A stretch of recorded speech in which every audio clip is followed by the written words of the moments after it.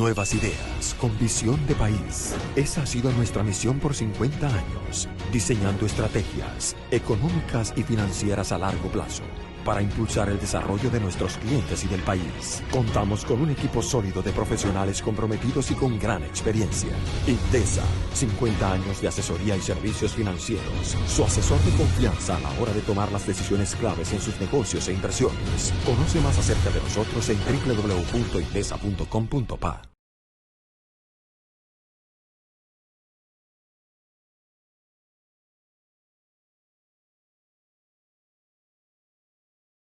Bienvenidos de nuevo a esta segunda parte. Como Felipe comentó al principio, hemos diseñado, y yo creo que ha sido del interés de ustedes, a quienes nos servimos, de hacer una especie de taller, una especie de secuencia de economía comparada. Comparada no con modelos económicos complejos, sino comparando otros países con Panamá. Empezamos con Colombia, seguimos con con Costa Rica, trajimos expertos o conocedores de esos países y compartimos con ellos sus experiencias.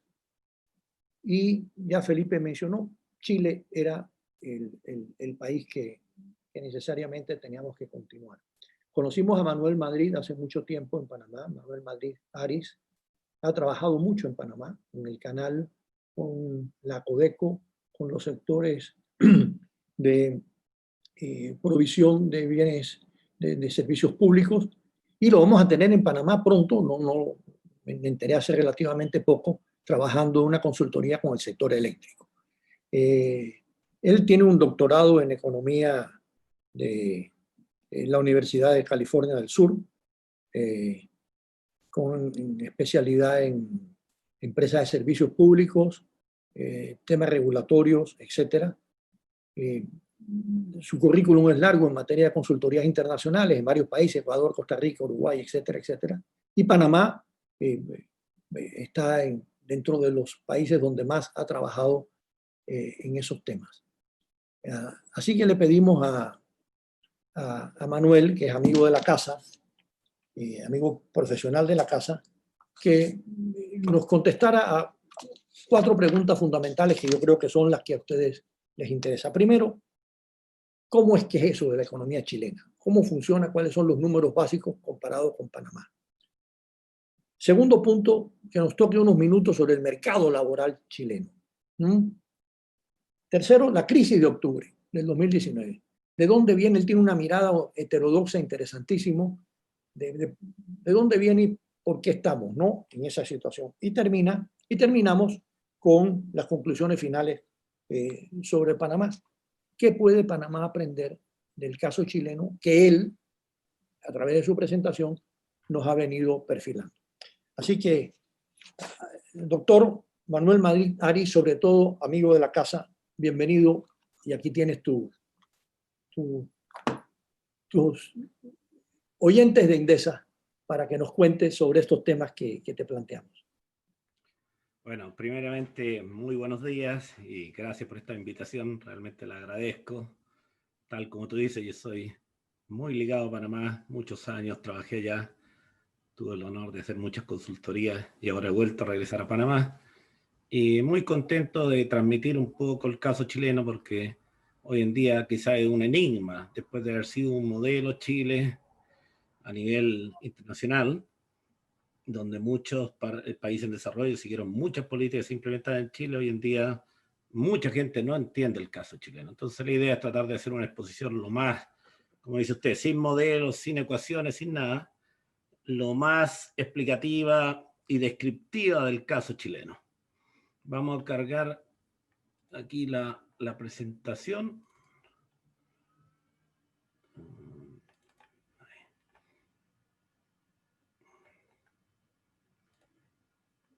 No sé si se ve.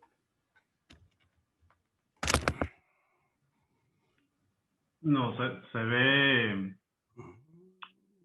una ventana de, los archivos. Tócala de nuevo, dale clic de nuevo a presentación Panamá-Chile. A ver, espérate.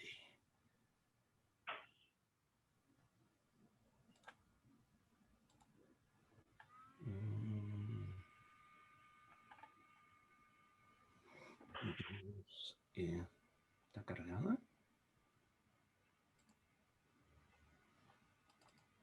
A ver.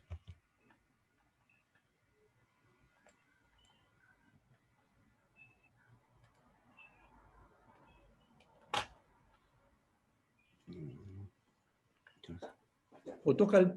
No, sí. Presentación Panamá-Chile. Tratemos de eliminar una pura pantalla, Gemma. Y creo que tiene que dejar de compartir. Sí, pues estaba en dos pantallas aquí, ahora compartiendo en una grande para ver la presentación.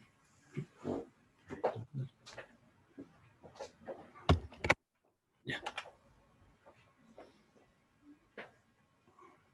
En la parte superior de la pantalla puede detener el stop sharing o... No, ya lo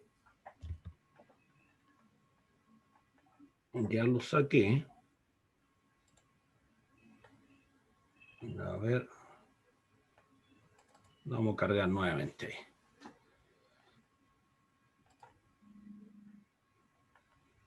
¿Ahí se ve o no? No. No, se sigue viendo la ventana donde están el directorio de archivos. Qué raro, yo veo acá.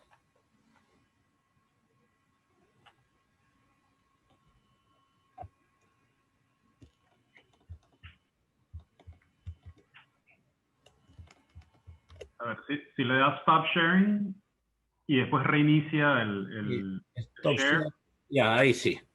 Ahora reinicia el share escogiendo la presentación. Esto es PDF, esta sería. Esta es PPT. Ahora sí. Ahora sí. Perfecto. Listo. Bueno, vamos a el tema inicial. No necesito, la presentación ya fue hecha y básicamente aquí explicamos la estructura de la presentación. Vamos a hacer primero una breve revisión histórica de la economía chilena para entrar a ver, analizar el mercado laboral y los problemas que se han suscitado en el mercado laboral para al final ver todo este proceso constituyente, toda esta crisis social y que mucha gente no entiende actualmente en mucho sobre qué nos pasa. Bueno, vamos a partir haciendo una breve revisión en qué consiste el modelo económico chileno. El modelo económico chileno, que muchos países en desarrollo lo copiaron, parte con política implementada en los años 70, 80, bajo el gobierno militar, y lo cual básicamente lo podemos clasificar muy simple. Sería un modelo liberal que después se transforma en una economía social de mercado, ya que se enfoca más en la parte social después de los gobiernos, después de la dictadura militar. Chile se transforma en una economía altamente abierta, orientado hacia el exterior, lo que se llama outward oriented, básicamente en inglés una economía exportadora, y la ventaja es básicamente tomar ventaja de las ventajas comparativas de los productos básicos primarios que Chile produce, principalmente el sector minería, agricultura, pesca y forestal. El tamaño del Estado se reduce con el fin de aumentar su eficiencia y bajar los costos de transacción de la economía, y básicamente el Estado pasa a ser meramente un regulador y un subsidiario. Eso empieza a básicamente a tener un rol muy importante en los subsidios que le entrega la economía. Ingresa el sector privado, una alta participación del sector privado en todos los sectores de economía, parte de la privatización fuerte en los años 70-80, se privatizan también sectores desde el punto de welfare economics, de la economía bienestar, que se llaman bienes públicos, como son básicamente educación, pesca, agua, salud, pensiones y otros. Entonces, básicamente, donde la teoría económica decía que eran sectores en cuales los mercados fallaban, básicamente por ser recursos comunes, se privatiza. Entonces, en el modelo original, básicamente un modelo que tiene la visión de Chicago, el rol de la agencia de competencia básicamente es mínima. En el fondo, el rol de protección al consumidor es bajo, ¿ya? Y este modelo básicamente que obviamente demostraremos más adelante cómo tuvo sus ciertas fallas. Hoy en día se está tratando de corregir un poco.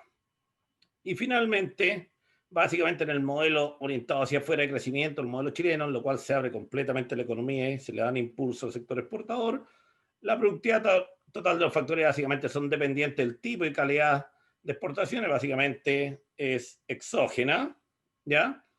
Y este modelo básicamente se puede mantener, este modelo exportador de productos básicos, básicamente con la diversificación y el volumen de exportaciones y la demanda mundial.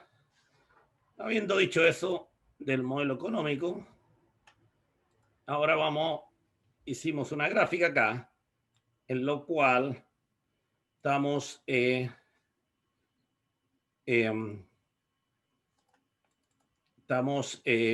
viendo aquí el crecimiento que tiene Chile con respecto a Panamá.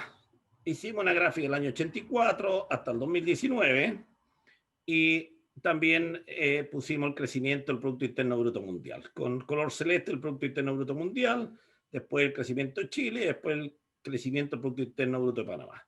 Como ustedes pueden ver acá, los años dorados de la economía chilena, lo cual crece más que Panamá y que el mundo, ¿ya? Es básicamente entre el año 1984 y 1998. Ahí aumenta la productividad, básicamente un modelo donde el sector privado empieza a tomar su rol preponderante en la economía, todavía no están rígidas las instituciones, etcétera, lo que explicaremos más adelante, y básicamente Chile logra crecer bien. Si ustedes se dan cuenta, el año 98 hacia adelante es totalmente descendiente. Aquí podemos ver en la parte azul, básicamente es Chile, y obviamente el Producto Interno Bruto se empieza a desacelerar.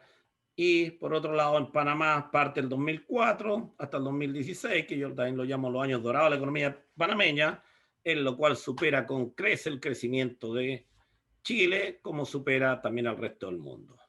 Si nos vamos aquí a esta gráfica de la mano derecha, el crecimiento de Panamá duplica el crecimiento de Chile entre 2004 y 2019. En el fondo, Chile en este periodo empieza a crecer lo mismo que el promedio mundial, un poco más del 3%, pero Panamá logra crecer al 6,8%.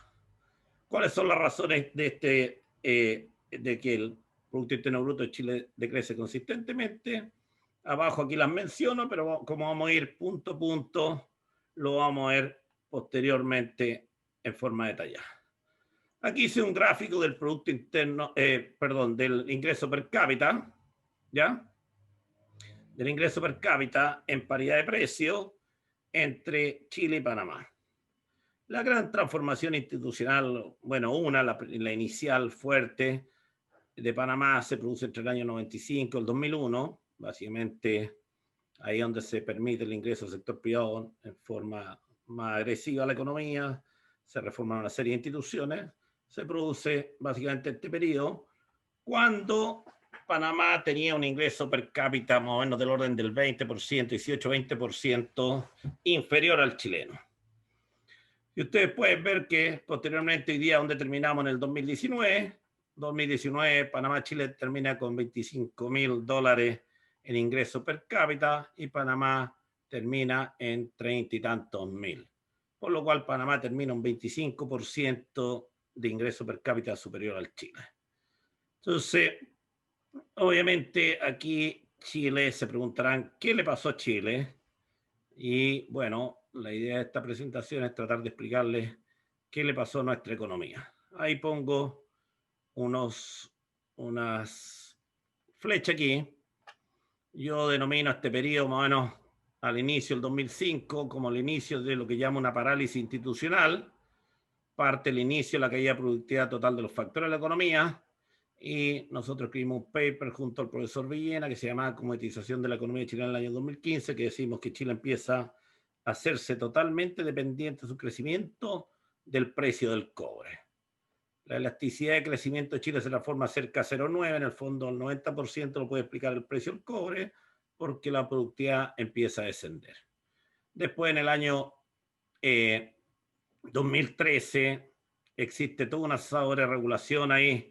2012, el inicio, 2013, una sobreregulación de la economía, falta de competencia, una rigidez del mercado laboral, básicamente, y la productividad total de los factores se va a valores negativos. Aquí tenemos una gráfica de la decreciente productividad laboral directa, media laboral y la productividad total de los factores. Como ustedes pueden ver, Chile viene descendiendo la productividad laboral de los años 2003 hacia abajo, 2004.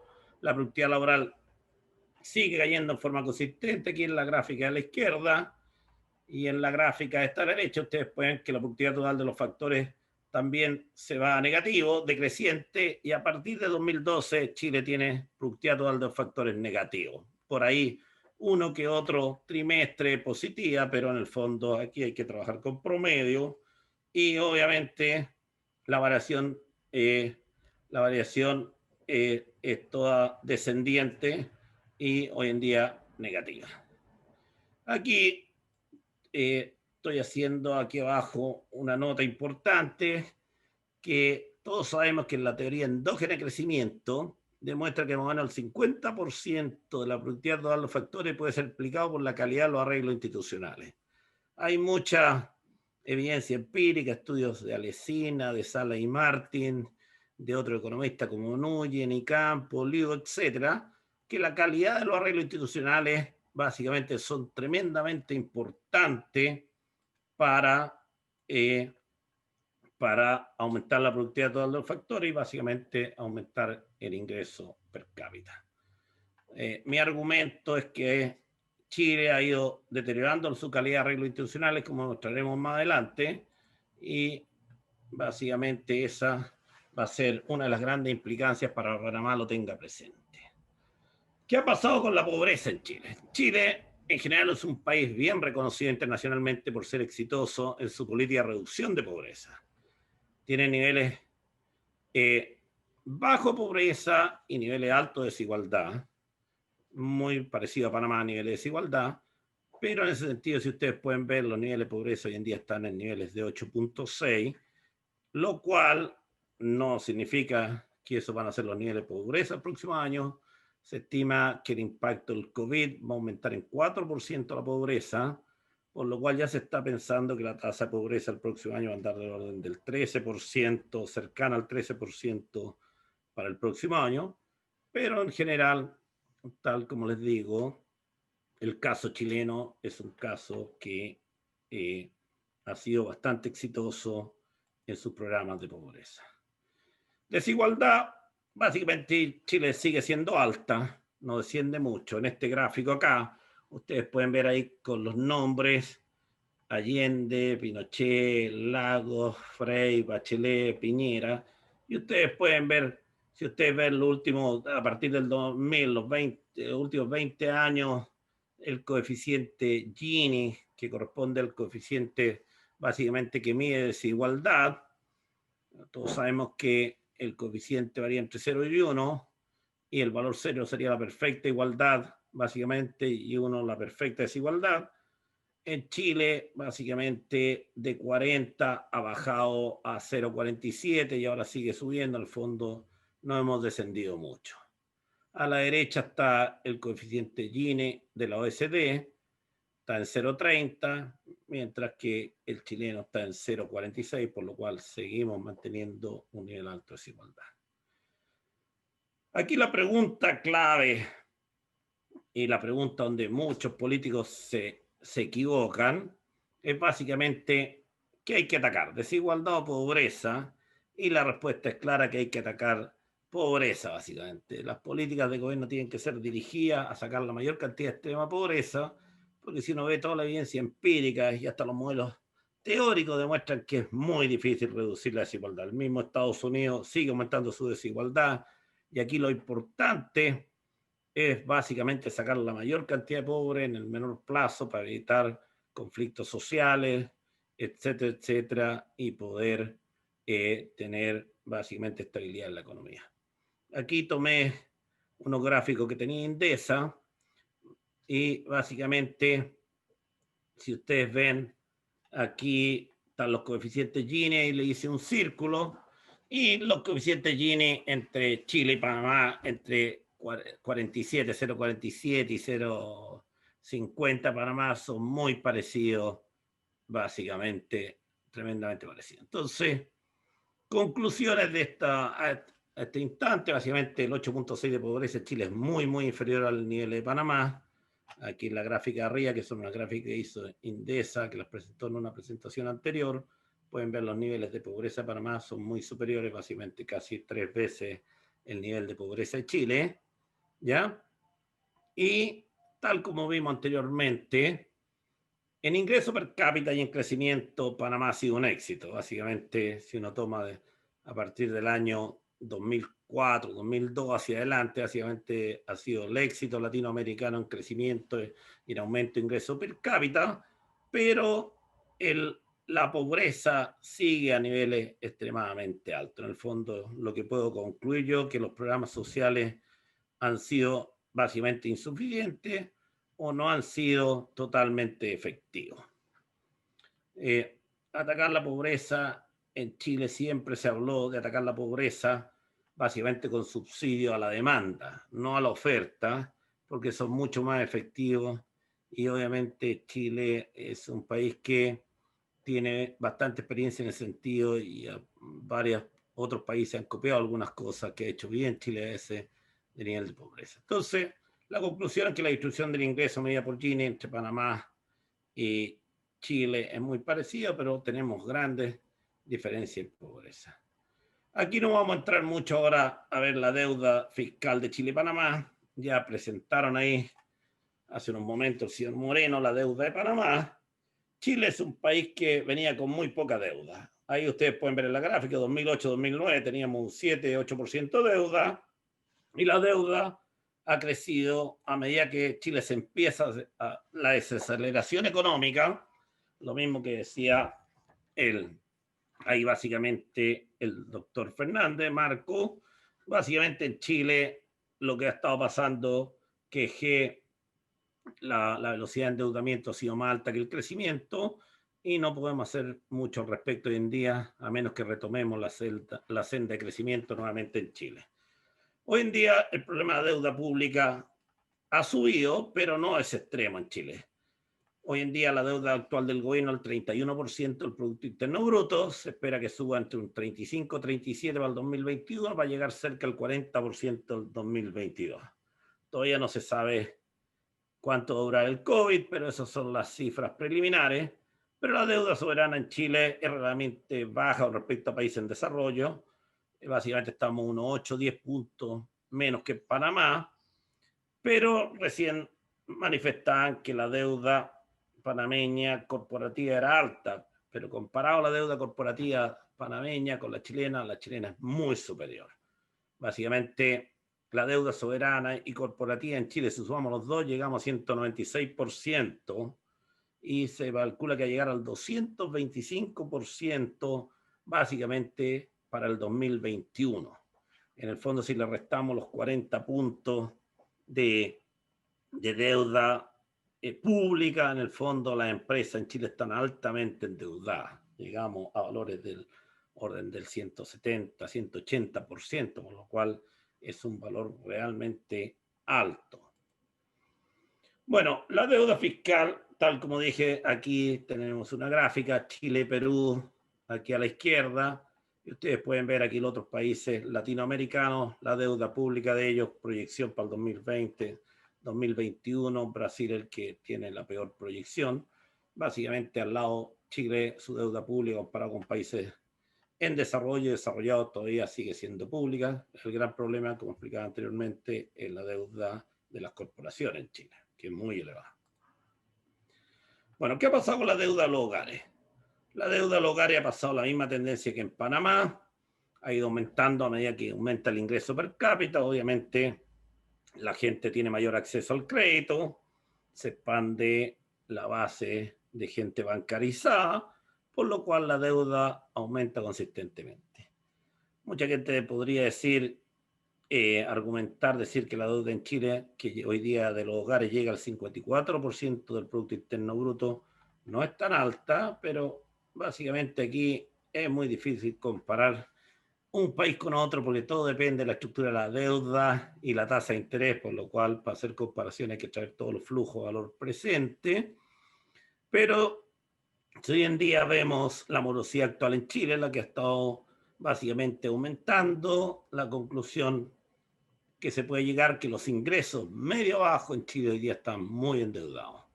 Básicamente, si ustedes ven Panamá, Chile, bueno, este un gráfico no está tan al día, es un par de años atrás, de 2 años atrás, la deuda de Chile en el ranking de Latinoamérica es la más alta y seguía de Panamá, básicamente.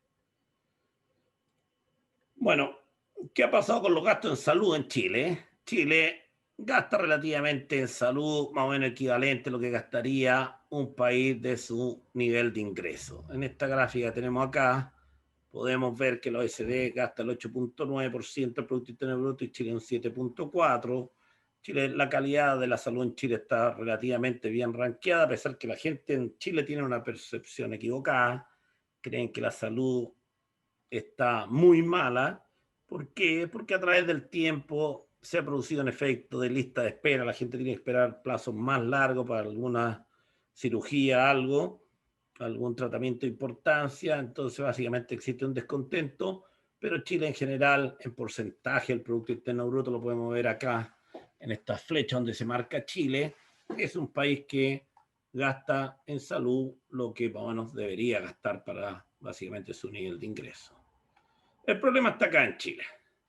Los gastos en educación. Aquí tenemos todos los países, Chile, México, Brasil, etcétera, Italia, y vemos que el número 1 a la izquierda, el gasto en educación en Chile es altísimo. Si lo ponemos aquí en el contexto de el puntaje, básicamente de todas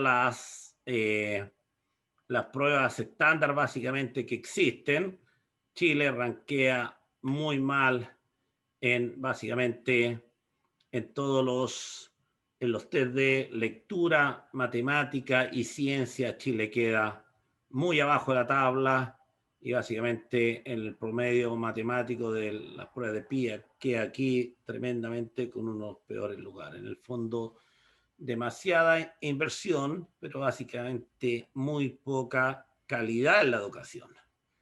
¿Cuáles son los orígenes de esto? Bueno, hubo una gran privatización de la educación pública a nivel primario y secundario y a nivel terciario también de la universidad. Hoy día existe una serie de universidades privadas en Chile, las cuales han cerrado varias en los últimos años, han quebrado también por parámetro de calidad, han habido tremendos escándalos de las comisiones básicamente acreditadoras de la calidad. Existía todo un sistema corrupto que acreditaba en universidades de muy mala calidad, básicamente por todo un sistema de corrupción que se descubrió, y obviamente los resultados son esos, que cuando uno no fija instituciones que monitoreen el sistema cuando participa el sector privado, básicamente llega a este caso de Chile, en lo cual se invierte mucho y los rendimientos, básicamente los resultados son muy pobres, extremadamente pobres. Vamos ahora, ¿qué ha pasado con los gastos de investigación y desarrollo? Chile es un país que invierte muy poco en investigación y desarrollo. El modelo chileno original era un modelo basado, como expliqué en la primera lámina, es un modelo basado en lo que se llama abierto hacia afuera, export oriented en inglés, o outward oriented, y tomar ventaja de las exportaciones de los productos que son competitivos. Por lo cual Chile es competitivo en productos naturales, nunca hubo mucho incentivo, a pesar de los últimos 10 años ha aumentado considerablemente. La gente que hace políticas públicas se ha dado cuenta que el modelo no es sostenible en recursos naturales. Si uno mira los indicadores de valor agregado tecnológico, los productos de exportación en Chile, Chile ocupa el 4º lugar peor de Latinoamérica, por lo cual seguimos exportando los mismos productos que exportábamos 20, 30, 40 años atrás. Y obviamente el resultado de la inversión empresarial también es muy baja. Ustedes pueden ver aquí los países OECD en general se invierte un 70, 60, 70% del sector empresarial. En Chile el sector empresarial invierte un poquito más del 30% de la inversión total en investigación y desarrollo, y en porcentaje del Producto Interno Bruto Chile tiene una gran brecha con muchos países y especialmente con países que tienen ingresos per cápita similares. Somos, si uno ve aquí, países como Hungría, etcétera, Chile tiene un poquito menor ingreso per cápita, pero igual tiene un tercio de inversión en investigación y desarrollo. ¿Qué ha pasado con la competencia en Chile? Bueno, este es un caso anecdótico en Chile, y ahí pusimos un dibujo a modo ilustrativo que dice, ¿para qué competir, cierto? Mejor pongámonos de acuerdo.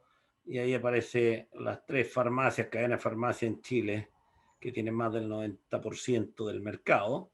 Y existen un sinnúmero de casos de colusión.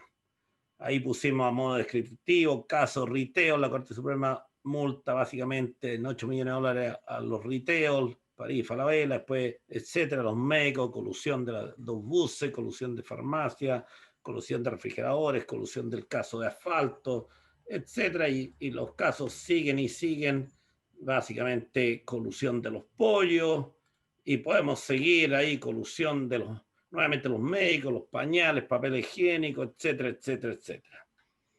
¿Qué podemos concluir de todo esto? Y esto es una tremenda lección para Panamá, que las reiteradas colusiones en Chile es un claro ejemplo de falta de competencia. Pero el problema es que todas estas multas, todas estas investigaciones a Fiscalía Nacional Económica, etcétera, etcétera, llegaron un poco tarde. ¿Por qué?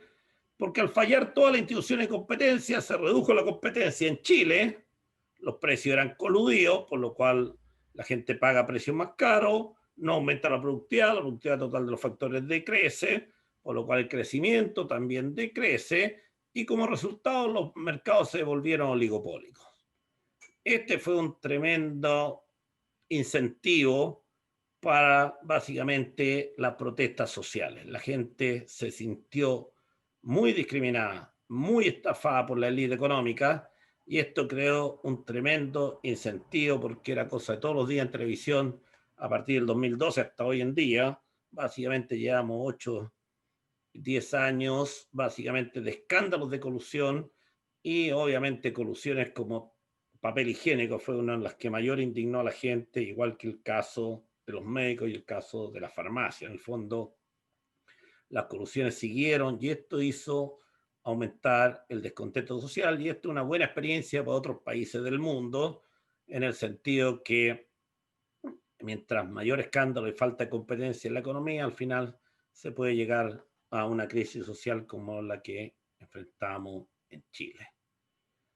Bueno, ¿qué pasó? Que hubo que crear una nueva institucionalidad de competencia, se hicieron transformaciones importantes a partir del año 99, básicamente la última se hace el 2009, cuando se empiezan a aparecer todos los primeros escándalos, habían 3, 4 escándalos grandes, y ahí se incorpora la figura de delación compensada, básicamente el que denuncia, se le condonan las multas, y obviamente gracias a esta figura empezaron a florecer muchos más casos, y básicamente ahí cuando la ley del 2009 se observa todo el aumento de investigaciones y sanciones y acciones contra la fijación de precios, asignación de cuotas de mercado, incidencias, licitaciones públicas, acciones para tratar de controlar mercados, etcétera, etcétera. Entonces, obviamente hay una muy alta falla institucional que hay que tenerla presente, y que llevó básicamente a hoy en día los problemas que tenemos de crecimiento y como resultado la falta de competencia. Posteriormente, cuando se dieron los escándalos en 2016, se vuelve a transformar la ley, y aquí se sanciona duramente básicamente la colusión, se incrementan las multas porque básicamente se toma un enfoque de multar, ¿ya? Básicamente en vez de la acción penal como ocurre en Estados Unidos y en otros países, y básicamente se fortalece nuevamente la parte institucional de la delación compensada, y obviamente se implementan multas penales, pero que la gente no está muy contenta porque porque sería una facultad exclusiva de la Fiscalía Nacional Económica de querellarse, y esta tiene que ser antes de 6 meses que se hubiese dictado la sentencia, y eso obviamente va a limitar todos los casos que se pueden llevar después para acciones penales, y obviamente eso hoy en día sigue siendo una falla. ¿Qué ha pasado con la percepción de la corrupción? Y aquí hay una cosa bien interesante. Los indicadores de corrupción, Chile siempre rankeado como el mejor país latinoamericano junto a otros países, a Uruguay y Costa Rica, en los niveles de corrupción. Somos Chile en el ranking de percepción de la corrupción, el índice básicamente que va de 1 a 100. Los países de 100 son los más corruptos. Chile, si ustedes lo pueden ver aquí en la gráfica de la izquierda, Chile estaba con 21 puntos sobre 100, por lo cual no aparecía un país muy corrupto. Ha subido a nivel 27 en el 2018, de a partir del 96 al 2018. Todos estos indicadores internacionales, si uno ve Chile aquí abajo, Uruguay, Costa Rica, básicamente en la lámina donde existe el ranking con respecto a otros países, bueno, obviamente Chile rankea, el país que más rankea básicamente en Latinoamérica, México, Perú y Colombia como los más corruptos. Chile no aparece muy corrupto. Pero eso es la percepción de básicamente los indicadores internacionales, de Transparencia Internacional y otra gente que lleva estos rankings. La percepción local es totalmente diferente. Si uno toma una encuesta local, básicamente la gente estima que la corrupción ha aumentado considerablemente y es un problema grave. Hoy en día lo vemos básicamente aquí. ¿Qué piensa la corrupción? El principal problema del país. Aquí a la derecha puse una estadística. Perú, Brasil y Chile, y aparece Chile en tercer lugar. Básicamente aquí existe algo que nos está empatando. La percepción local, la estadística local versus el ranking internacional. La gente con tanto escándalo de colusión, etcétera, etcétera, la gente tiene una percepción, y aquí no podemos saber quién básicamente tiene la mejor percepción básicamente de corrupción, si Transparencia Internacional o forma local, pero la única conclusión que podemos llegar es que los niveles de corrupción en Chile han ido aumentando en forma consistente. Bueno, ¿qué ha pasado con la calidad institucional? Aquí tenemos un índice de calidad institucional que es bien complejo, que es el puntaje EASY básicamente, que se tiene básicamente de mercado y de político básicamente, y con lo cual se usan varios indicadores del Banco Mundial, etcétera. Freedom House no quiero entrar, pero básicamente el indicador de calidad institucional en Chile sigue descendiendo. Aquí, si ustedes ven, básicamente el político era 0,8 y va en 0,82, y 0,82 de mercado, 0,85, por lo cual también existe un breve deterioro de básicamente de la calidad institucional en Chile.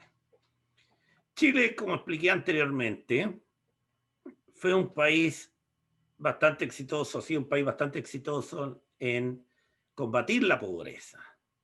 En general en Chile no teníamos de los servicios básicos, muy pocos hogares eran carentes de servicios básicos, principalmente lo que se llama agua y alcantarillado. Si vemos aquí el gráfico, este de arriba, porcentaje de hogares carentes de servicios básicos, nosotros vemos que esa tendencia histórica de Chile empezó a aumentar a partir del 2015. ¿Qué pasa en el 2015? Que empieza a haber un tremendo boom de inmigración en Chile, que lo podemos ver en el gráfico 1, cantidad de migrantes en Chile, y básicamente del 2015, hoy día esto no está puesto al día 2018, pero al 2020 ingresan más de 1 millón de migrantes en Chile. Muchos de esos migrantes, ahí vemos la estructura arriba, tenemos la migración venezolana que ya está llegando cerca a los 300.000 y obviamente equivale al 23% de todos los migrantes. Y después viene la inmigración peruana, la inmigración de Haití, que Haití ya está cerca a los 200.000 migrantes. Mucha gente de estos le contaron, seguramente en sus países, el sueño Latinoamérica de Chile. Llegaron acá y no pudieron encontrar trabajo. Al no encontrar trabajo, la mayoría de esta gente se instaló en forma irregular, lo que se llaman los campamentos. En Chile se denominan, en Argentina se denominan Villa Miseria. Y básicamente estas son construcciones irregulares en los bordes periféricos de la ciudad, y en Chile han aumentado en forma considerable.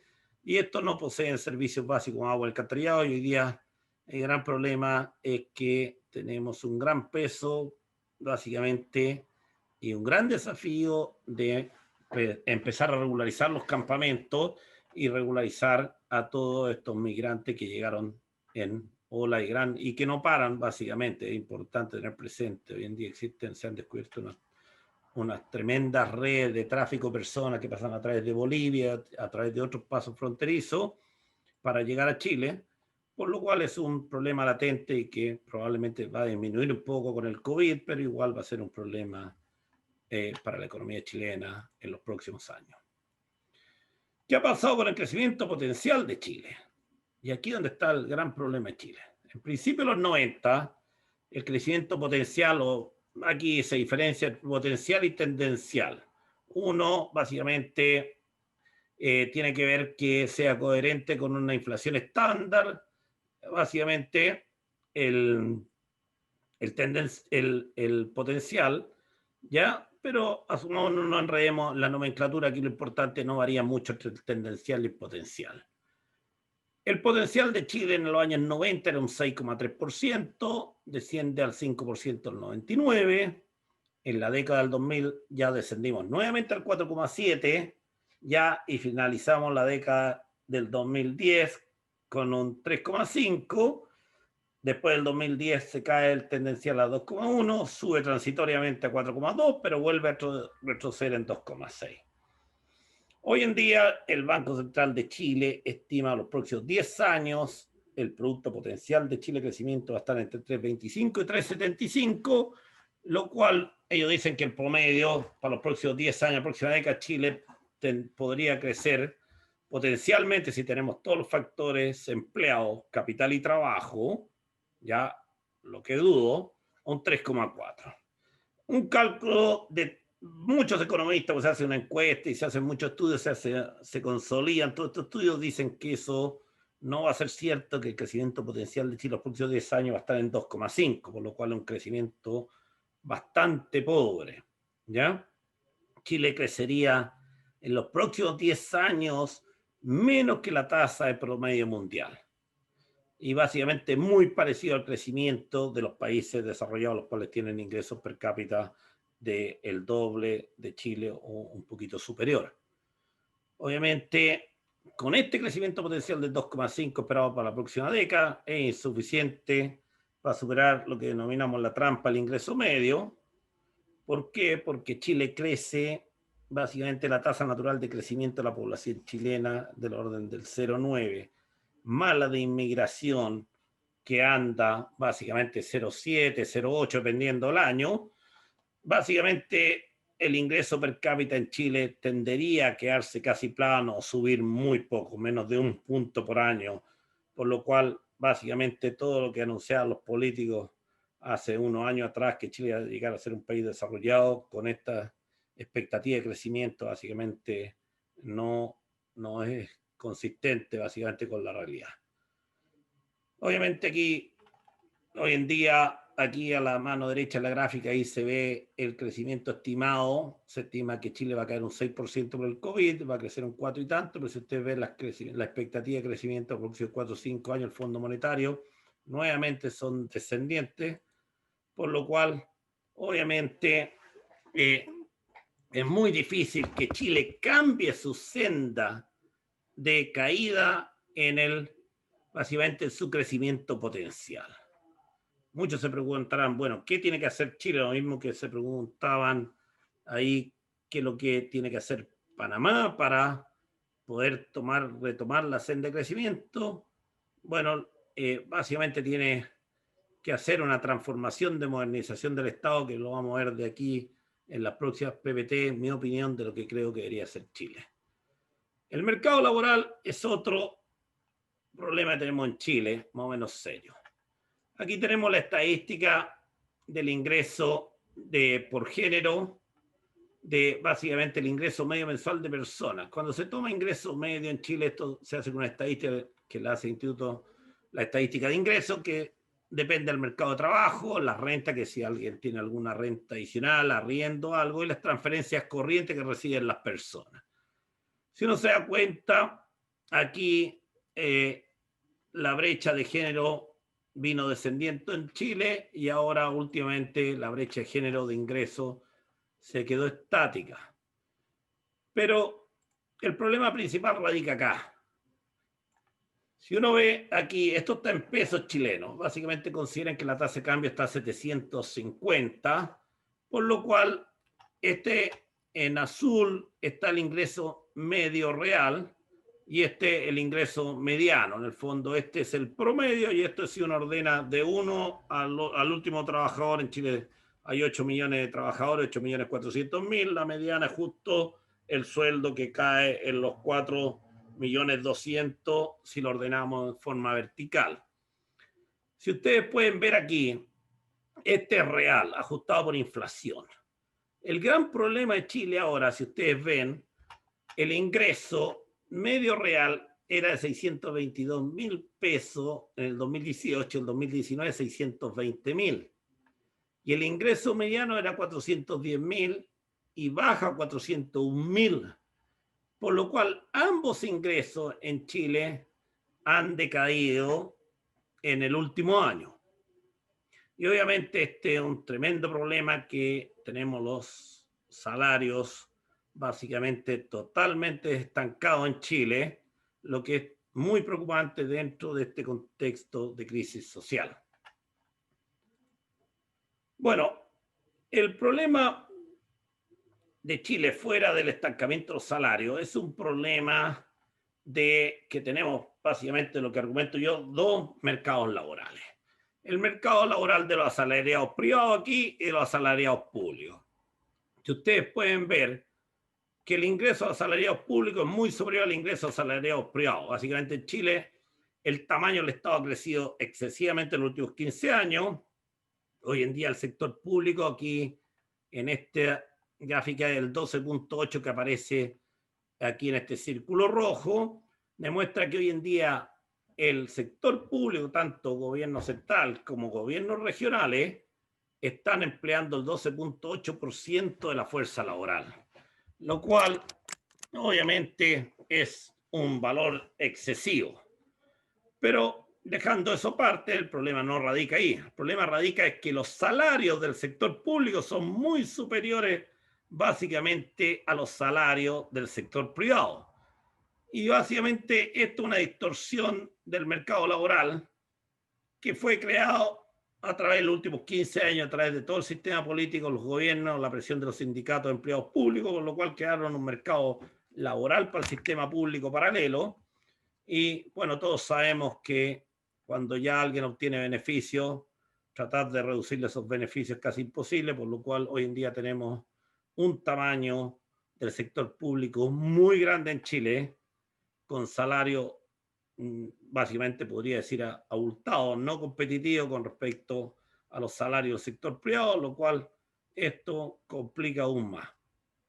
Aquí el gobierno central, vemos aquí esta gráfica, el gobierno central sigue creciendo, básicamente, en precios constantes el gasto de gobierno, ¿ya?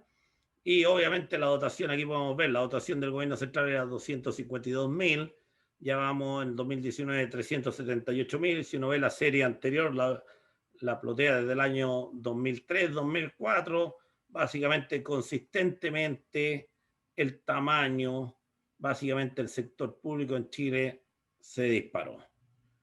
¿Qué pasó? Y esta es la presentación mía como economista institucional, mi visión. 2006-2007 se empieza a crear un vicio, básicamente la creación de múltiples agencias, superintendencia, ministerio, una serie de capas institucionales, leyes, regulaciones, normas que se sobreponen, una superposición de responsabilidades y de controles, lo que aumenta el costo de regulación, los costos transaccionales de economía y el tamaño del Estado en una forma considerable, que es realmente impresionante. Este fenómeno en general ha sido muy estudiado en en lo que se llama la teoría de elección pública, la teoría de burocracia, teoría de red tape. Básicamente, los economistas institucionales entendemos muy bien esta problemática. Y bueno, Chile llegó a este momento básicamente como resultado de todos los intereses políticos. Cada partido político, básicamente con el fin de tener más posiciones dentro del sector público, básicamente empieza a tener operadores políticos al interior de las organizaciones públicas, básicamente, y bueno, muchas agencias reguladoras caen en captura regulatoria, suben los precios básicamente de los precios regulados de algunos servicios públicos, que eso también ayuda un poco, contribuye un poco a las protestas sociales. En teoría económica, la superposición de todas estas instituciones, básicamente en teoría económica, uno superpone instituciones para básicamente proveer chequeo y balance del sistema. Pero en general, si se diseña mal, esto lleva a corrupción y actividades lo que se llaman economía de tipo rent-seeking, de búsqueda de renta, aumenta la burocracia y los costos transaccionales. En básicamente los practicantes de la economía institucional y regulación económica, a este efecto lo llamamos parálisis institucional. En el fondo tienes una serie de instituciones, pero en el fondo no funcionan y crean un peso sobre el sector privado, el sector productivo, que al final básicamente retrasan el desarrollo del proyecto, bajan la productividad y no permiten que la economía se desarrolle y genere eficiencia. Entonces, a mi parecer, en Chile, en muchos sectores hay un alto grado de parálisis institucional que genera muchísimo incentivo para no cumplir con la regulación. Hoy en día, como pongo ahí, es muy común escuchar es mejor pedir perdón que pedir permiso. Básicamente, la gente ya está cansada de tanta burocracia y han habido muchas promesas de reformar el Estado, reformar todo, pero sigue el Estado creciendo, siguen aumentando todas las instituciones básicamente públicas. Y hoy en día tenemos sectores, pero muy burocráticos. Todos sabemos que queremos reformar el agua. El público en general cree que reformar el sector agua se cambia la Constitución. Pero hoy en día tenemos 11 agencias de política y responsabilidad del manejo de los recursos hídricos. Somos el país con mayor nivel de fragmentación de responsabilidad en el sector hídrico y básicamente esto es un desafío porque cada institución a veces está manejada por distintos grupos de intereses, que todo proviene del sector político, y hoy en día reformar el sector es básicamente casi imposible. El caso mismo de hoy en día, la política en Chile se ha degradado mucho. En el año 2014 se aumentan diputados 120 a 155, hoy día se está discutiendo volver a reducirlo a 120, pero cada partido político básicamente empezó a tener su sector captivo del Estado, básicamente también porque tienen sueldos superiores al sector privado, por lo cual hoy día ya no aumenta la eficiencia del sector público, no se simplifica la toma de decisiones, se aumenta el costo transaccional y se aumenta el gasto de gobierno. Básicamente, la conclusión que llego yo es que los partidos políticos han capturado al Estado para sus fines y no para el bienestar social, y esto mismo ha incentivado la creación de partidos políticos.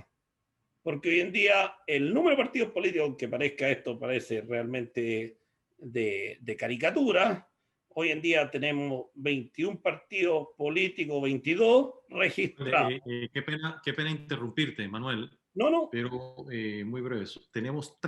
Nos quedan 20 minutos todavía para finalizar. Quería ponerte en auto de eso. Ya, perfecto. No, está bien. Entonces hoy en día en el contexto político, hoy día los partidos, tenemos 21 partidos, 8 en creación. Yo creo que somos el único país del mundo que tiene 30 partidos políticos de los más folclóricos, podemos decir, y de todo tipo, ¿ya? Y se siguen creando mayor cantidad de partidos políticos. Si no se crearían los partidos políticos, si no tendrían capturado al Estado, pudieran rentar del Estado, porque si no, ¿qué sentido tiene? ¿Ya? Obviamente, Chile, aquí, si uno toma el número de permisos como un indicador de burocracia, aquí en la gráfica a la derecha vemos la carga mayor. Chile, dentro de la OECD, si ustedes ven, Canadá, Francia tiene un indicador 2 de la cantidad de permisos y licencias que se requieren. Hungría tiene un indicador de 1 y tanto. Y Chile, obviamente, junto a Brasil y Argentina, llegó a los niveles más altos de carga. En el fondo nos transformamos en una economía de permisología, decimos nosotros a veces, haciendo de forma caricaturesca. Básicamente hoy en día Chile, toda esta burocracia estatal que creció el tamaño del Estado, que nos tiene en una parálisis institucional completamente, nos tiene estancados los salarios reales. Básicamente el sistema político, el mismo sistema político que creó instituciones en los años 70 y 80 y a principios de los 90, más o menos eficiente, hoy en día ya están todas rígidas, en parálisis, el mismo sistema político, los mismos gobiernos han ido corrompiendo todas estas instituciones, rigidizaron las instituciones y hemos terminado reduciendo la capacidad de crecimiento potencial de la economía. La informalidad laboral ha crecido como resultado de todo esto. ¿Por qué? Porque han habido una serie de reformas laborales en Chile cada día más complejo. Así que para los empresarios cada día es más. Y Chile hoy día ranquea como rigidez en la parte laboral. Básicamente, la rigidez laboral, básicamente en Chile, según la OCDE, Chile tiene una rigidez laborales más alta, si ustedes lo pueden ver, al lado de Bolivia y Venezuela, que es Chile acá.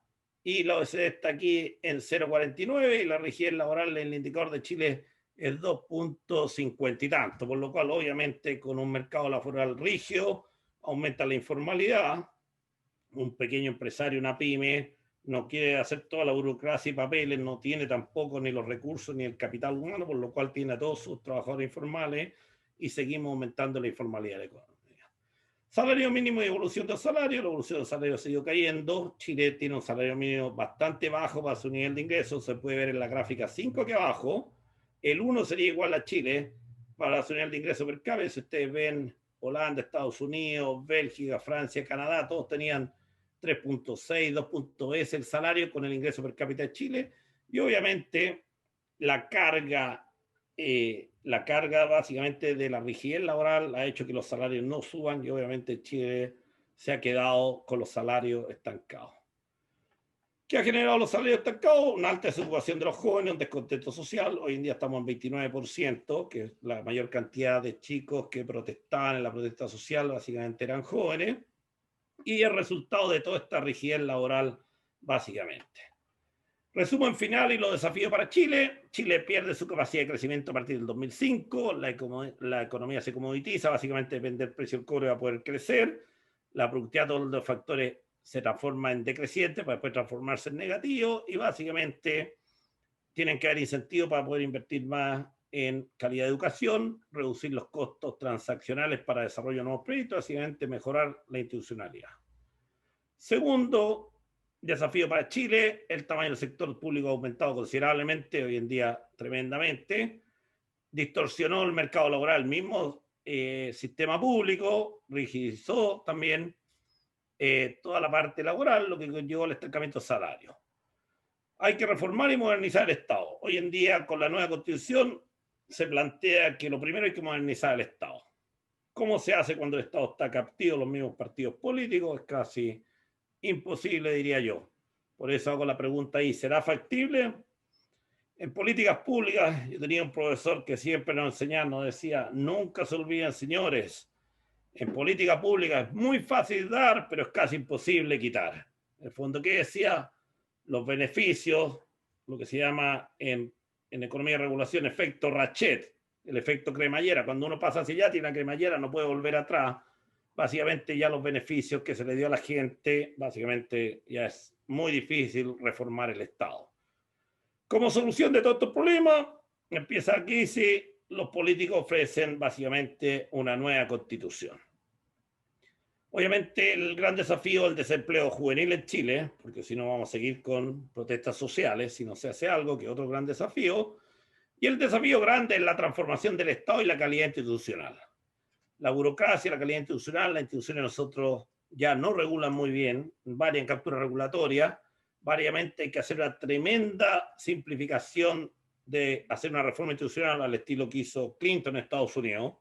Él mantuvo la calidad regulatoria, pero cuando sube el primer día Clinton dice, yo me comprometo a reducir las leyes a la mitad, pero manteniendo el mismo concepto regulatorio. En el fondo necesitamos regulaciones más simples, de bajos costos transaccionales, que puedan aumentar básicamente la productividad de los factores y Chile vuelva a crecer.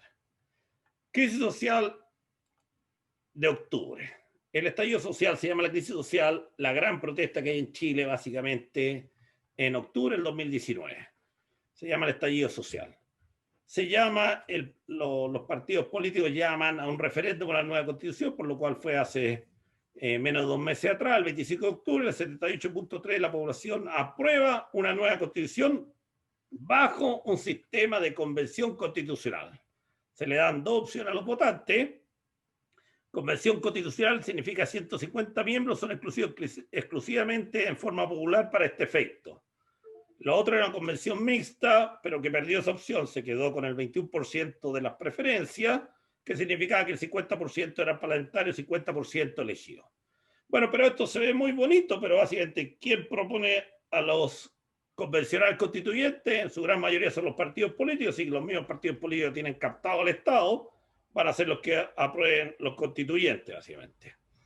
Entonces, va a ser equitativa en género y reservada para pueblo originario.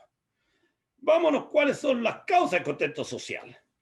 Y la gente no está equivocada. Si ustedes ven aquí en la encuesta, la gente tiene muy buena idea. La primera preferencia, igualando a lo otro, falla del Estado en salud, pensión, educación, transporte, seguridad pública. Y la segunda, el deterioro de la política y de la institución. En el fondo, la gente común y corriente no son economistas institucionales, pero al ver todos estos escándalos de corrupción, básicamente de colusión, etcétera, etcétera, y viendo que los políticos ganan unos tremendos sueldos, tienen una idea que aquí el deterioro de la política de instituciones no está afectando mucho, ¿ya? Si ustedes ven aquí abajo el deterioro del crecimiento, la gente no se da cuenta que el crecimiento potencial de Chile no sigue decayendo, pero no le dan tanta importancia, ¿ya? Si nos vamos a lo otro, después, demanda más significativa. Esto después de la protesta social, esta encuesta. La gente demanda mejores pensiones, mejor salario mínimo, eso es obvio, ¿ya? Mejor salud pública, menor desigualdad, fin de los usos de las empresas y servicios, porque básicamente los servicios públicos en Chile han aumentado considerablemente las tarifas, pero aquí ponen en muy baja preferencia una nueva constitución. En el fondo, la gente en ese sentido sabe que las instituciones han ido grabando el sistema político, pero no tiene como preferencia una constitución. Las crisis y la expectativa de la gente. La percepción del proceso económico, básicamente toda la expectativa de la gente llegan a la conclusión que son pesimistas con respecto al futuro del país y todo encuentra que el país está estancado en retroceso. En el fondo la gente tiene un feeling, un sentimiento bastante consistente con el crecimiento potencial esperado para Chile en los próximos 10 años. Creen que el país se va a quedar estancado o retroceder y no son muy optimistas. En el fondo la gente en el sentido tiene expectativas en la Constitución, algunos sectores, pero mucha gente también es bastante realista en ese sentido. ¿Qué nos queda en este proceso constituyente ahora? Que la gente no entiende. Ahora hay que elegir los 155 constituyentes en abril 2021. Tienen 12 meses para redactar una nueva constitución y después hay un plebiscito ratificatorio de salida. Básicamente se espera el segundo semestre. En el fondo tenemos 2 años en Chile que vamos a estar en este limbo, básicamente, que está recién empezando. Este proceso constitucional, básicamente, no tenemos fijada la expectativa futuro. Las expectativas futuras son las que definen la inversión futura, básicamente el crecimiento, básicamente nada de eso se va a poder estar consolidado hasta que no se entienda cuál va a ser el nuevo rol del Estado y los nuevos derechos sociales. Los derechos de propiedad podrían ser relativizados. Mucha gente está hablando de nacionalizar el agua cuando los derechos eran privados, de otras cosas, los servicios públicos, por lo cual podríamos estar debilitando el Estado de los derechos de propiedad. La independencia de algunas instituciones, que a alguna gente le preocupa también, y los fondos de pensión. En el fondo vamos a tener cierto grado de inestabilidad y volatilidad, básicamente en los mercados laborales y financieros, por lo menos hasta que no se acabe este proceso constituyente.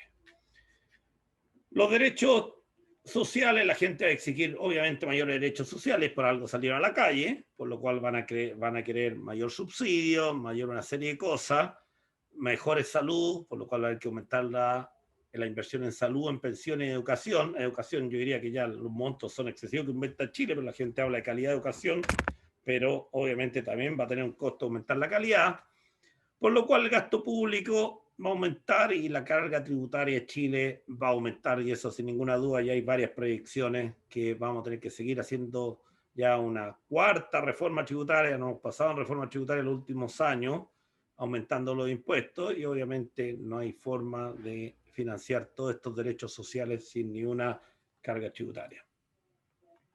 Entonces, ¿qué es lo que hacen los partidos políticos? Plantean una constitución con una hoja en blanco. Mucha gente dirá, ¿qué es lo que es eso?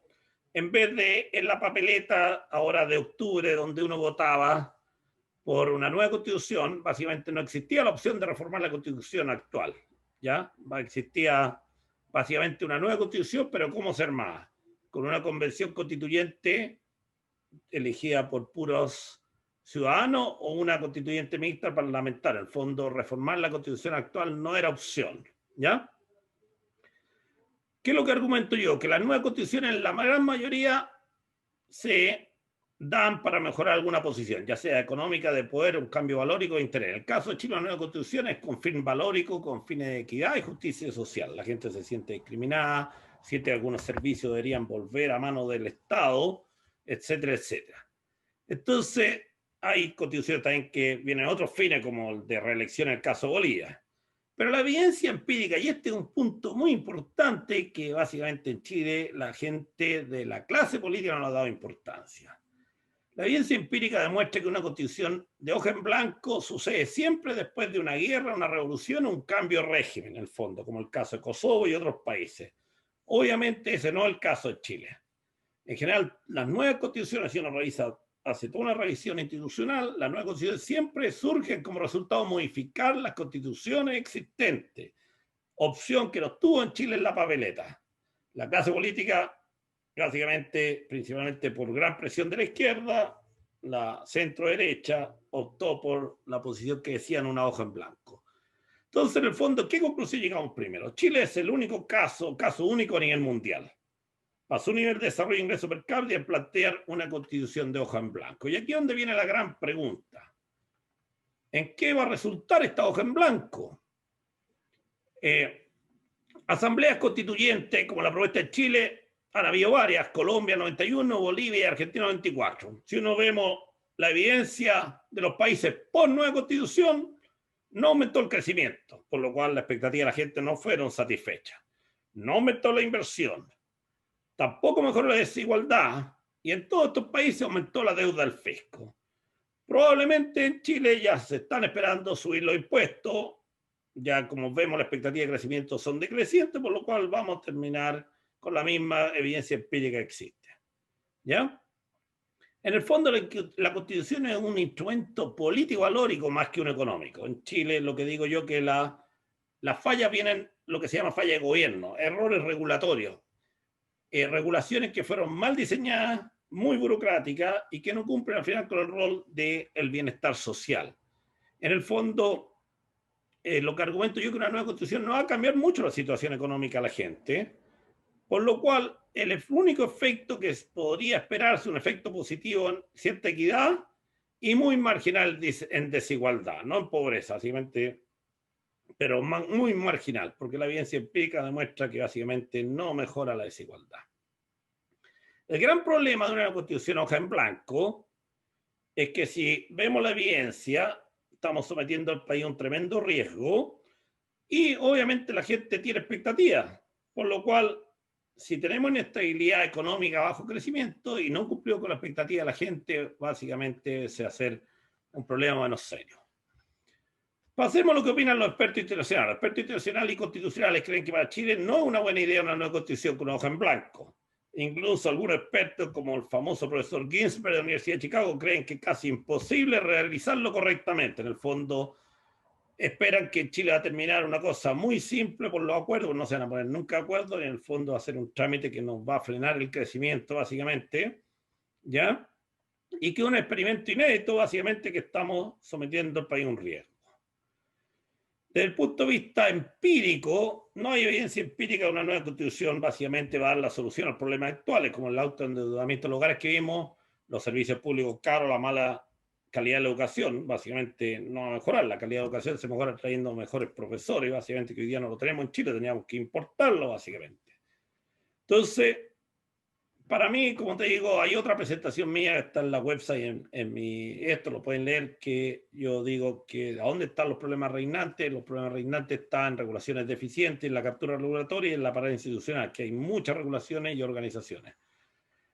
El caso, si podemos ver, como expliqué anteriormente, si el proceso constituyente no sale de todo el bien, en el sentido que lo que espera mucha gente, que la constitución al final va a ser no muy efectiva, al final, en el sentido de ponerse de acuerdo en algunos puntos, lo más probable es que Chile básicamente va a perder una década en crecimiento, porque ya está demostrado que perder una década, porque el crecimiento potencial ha caído a tal nivel, la expectativa de crecimiento, con lo que crece demográficamente, ya básicamente lo que podríamos esperar que Chile el 2026 tenga el mismo ingreso per cápita que tenía el 2016, y eso no hay duda. Lo que ha descendido ahora en Chile es el nivel de aprobación de las movilizaciones, por lo cual tenemos alguna esperanza que van a bajar el nivel de protesta y de las marchas, lo que es bueno, básicamente principalmente para el negocio y para la inversión. Y con estas últimas dos láminas, no sé si me quedan 3-4 minutos, que es básicamente las conclusiones y mis recomendaciones para Panamá. ¿Ya? La gran reforma institucional, básicamente iniciada en los años 90, básicamente, a mi criterio, ha funcionado relativamente bien en Panamá. Si ustedes pueden ver que Panamá, cuando trabajamos la reforma institucional, yo trabajé activamente en muchos proyectos ya, en la creación de la CLICAC, el ente regulador de los servicios públicos, la fusión de varias instituciones del Estado, normas de protección del canal, de la cuenca, etcétera, relativamente demuestra que han funcionado relativamente bien las instituciones panameñas. ¿Por qué? Porque logró, después de estar casi un 20% bajo el ingreso per cápita de Chile, logra superarlo ahora más de un 20 y tanto después de 20 años después que se hace la gran reforma, básicamente. ¿Ya? Y hoy día pasa a ser el país con el mejor ingreso per cápita en Latinoamérica. ¿Ya? El gran desafío de Panamá es básicamente el alto nivel de pobreza, y eso es muy preocupante. Si no, Panamá no diseña e implementa políticas bien enfocadas, básicamente con subsidio a la demanda, como lo hizo fuertemente Chile, básicamente tiene que tratar de reducir ese nivel de pobreza, porque si no, podrían caer nuevamente, podrían protestas sociales, como el caso de Chile, más o menos intensas, y que básicamente podrían conducir a cierta inestabilidad macroeconómica. Competencia y productividad total de los factores. Tal como demostré en Chile, los niveles de competencia básicamente las instituciones de competencia no funcionaron en Chile, fallaron. Y en los servicios públicos era lógico. ¿Por qué? Porque Chile se hace la privatización a principios de los 80, cuando la agencia de competencia en Chile no existía, por lo cual más o menos no tiene mucho sentido regular un sector, los servicios públicos, sin tener la agencia de competencia, distinto que en Panamá. En Panamá creamos el ente regulador, creamos la CLICAC, y después básicamente viene la reforma de electricidad y telecomunicaciones, básicamente, que es el sentido lógico. Entonces, mi recomendación para Panamá es que traten de mantener los niveles de competencia y no caer en captura regulatoria de la agencia reguladora, básicamente, porque si caen en captura regulatoria, básicamente los precios aumentan, la productividad total de los factores cae, básicamente el crecimiento desciende y básicamente le pasa todo el círculo vicioso que le pasó a Chile, que al final los salarios se estanquen, la gente protesta. Panamá tiene que tratar de evitar este círculo vicioso. Por lo cual la agencia de competencia hoy día, la Codeco, la Autoridad Nacional de Servicios Públicos, ASEP, fueron a mi criterio, fueron bien diseñadas en los años 90, justamente trabajamos muchísimo todos los consultores cómo hacerla simple, que no se politizara, etcétera, que con poca gente, liviana, pero ahí yo pongo un pero. ¿Por qué pongo un pero? Porque esa agencia, cuando se crearon, básicamente ustedes ven el nivel de gente que trabajaba, es básicamente un séptimo de lo que trabajan hoy en día. ¿Regulan más sectores? A lo mejor, no sé, yo he estado fuera de la consultoría en Panamá por muchos años, una década y media, ahora volví a regresar nuevamente, pero no, yo creo que hay que hacer estudios, analizar si realmente están cumpliendo su rol Hay algunos papers diciendo que la calidad, la regulación de la competencia caía, por ahí unos chicos mismos fueron alumnos míos, ¿ya? Por lo cual el rol importante que juegan estas dos agencias son muy importantes. La regulación es un proceso dinámico, no estático, sino básicamente pasa que uno cae en parálisis institucional, por lo cual siempre hay que estarla modernizando, entrenando a su personal frecuentemente, evitar que crezcan desmesuradamente y que no se politicen. En el fondo ese es el rol para mantener la institucionalidad en forma efectiva y que haya competencia en la economía y podamos crecer. Por lo cual, obviamente, mi recomendación es que estudien bien a esta agencia, básicamente, y si hay que modernizarla, entren en un proceso de modernización, vean si están realmente cumpliendo su rol efectivamente y ojalá no se politicen como el caso que sucedió muchísimo en Chile con muchos de este tipo de agencias y otras. Tamaño del sector público, partidos políticos e instituciones. Panamá debe evitar que los intereses políticos, que probablemente existen también ya a cierto nivel, pero básicamente usen los gobiernos de turno como fuente de sus intereses especiales o como agencia de empleo para operadores políticos como sucedió en Chile. Eso es tremendamente importante. Probablemente sucede en cierto grado en Panamá, estoy seguro, pero llegar al caso extremo donde el sector público contiene el 12%, casi el 13% de la fuerza laboral y tiene salarios muy superiores al sector privado, básicamente, no sé si sucede en Panamá, habría que estudiarlo, hay varias líneas de investigación acá, que se las recomiendo, que se las asignen a algunas empresas consultoras, universidades, que empiecen a investigar para que no suceda la misma distorsión de los mercados laborales en Chile, básicamente porque si no van a terminar creando una serie de organizaciones e instituciones. Ahí recién en el debate mismo decía el ex ministro Chapman que hay que reformar el Estado, hay que simplificar todo. Ojalá no lleguen al nivel de ser rankeados en los OECD como nivel 6, el máximo en la cantidad de permisos que necesitan para nuevos proyectos, porque sí, ahí sí que estamos mal, llegamos al nivel de Chile, y básicamente tratar de reducir toda la burocracia estatal y hacer instituciones básicamente simples, que economicen los recursos. Lo primero se enseña en la nueva economía institucional, el rol de una institución es economizar, economizing, dice el famoso profesor Nguyen, que escribió en el Handbook of Development Economics el capítulo de la nueva economía institucional, siempre lo decía. El rol de una institución tiene que ser economizar los recursos, que eliminen todas las posibilidades de free riding y de rent seeking, que sea la regulación de muy fácil entendimiento para el sector público, de muy fácil implementación y control, y que genere muy bajos costos transaccionales en la economía. En general, si uno cumple ese objetivo, nosotros en los años 90, cuando trabajamos tan intensamente asesorando al gobierno panameño en todas nuestras propuestas, en los términos de referencia y todo, siempre poníamos esto y dos conceptos más, ya que no tiene mucho sentido básicamente ahora explicarlo, en todas, para que fuera quedando como registro los estudios consultoriales, alguien los revisara a futuro, que estos conceptos tienen que estar incluidos en el diseño de cualquier institución. Las instituciones no se hacen como copy-paste.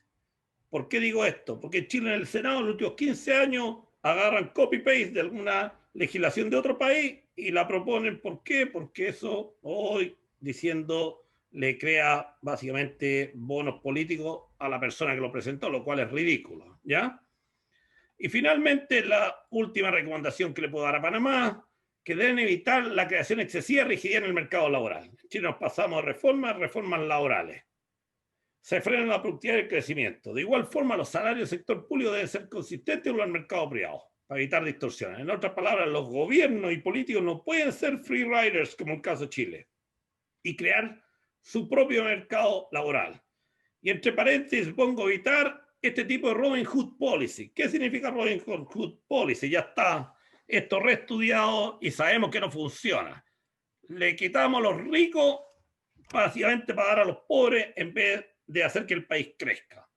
Si nosotros vemos por qué han bajado un poquito los coeficientes Gini, es muy fácil. Si yo agarro y pongo mayor gente a trabajar en el Estado, en el gobierno, en el sector público y le subo los salarios, obviamente mejoro el coeficiente Gini. ¿Ya? Pero básicamente le estoy creando un tremendo daño al país, porque hoy en día toda la gente quiere trabajar para el sector público, dado que el nivel de salario es más alto, tienen una movilidad, y hoy en día se dedican a crear mayores normas, mayor regulación y en el fondo hemos caído en esta parálisis institucional que es muy difícil salir. Y aquí hago dos preguntas y con esto termino para el debate o a la gente si quiere hacer preguntas. ¿Cree usted que sea factible que Chile en el futuro pueda mejorar su institución e incrementar la tasa potencial de crecimiento y poder alcanzar los niveles de ingreso per cápita que en ese instante va a tener Panamá? ¿Ya? Y abajo pongo una nota. Acá está que Chile posee 21 partidos políticos y otro, nueva información.